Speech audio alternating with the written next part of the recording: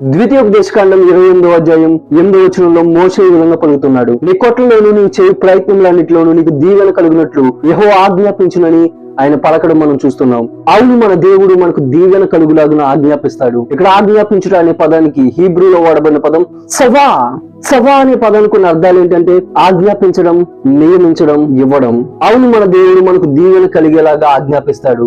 ఆయన మన కొరకు ఒక దీవెనను నియమిస్తాడు. ఆయన మనకు దీవెనను ఇస్తాడు. ఇక్కడ మోషే మాట్లాడుతూ దేవుని ఆజ్ఞల్ని ఎవరైతే విని వాటిని అనుసరించి నడుచుకుంటారో వారికి దేవుడు ఎటువంటి దీవెనలు దయచేస్తాడో అతడు తెలియజేస్తున్నాడు. ఆయన మనం చేసే ప్రతి ప్రయత్నాన్ని ఆశీర్వదిస్తాడు. మనం చూడగలుగుతాం, ఇస్సాకు గెరారు దేశంలో చేసిన ప్రతి ప్రయత్నంలో దేవుడు అతన్ని ఆశీర్వదించాడు. ఇస్సాకు దేవుని నుండి భయభక్తులు కలిగి ఉన్నాడు కనుక దేవుడు ఇస్సాకు జీవితంలో గొప్ప కార్యాలు జరిగించాడు. ఈరోజు ఎవరైతే ఆయన మాటను వింటారో దేవుడు వారు చేసే ప్రతి ప్రయత్నాన్ని వారికి దీవెనకరంగా మారుస్తాడు.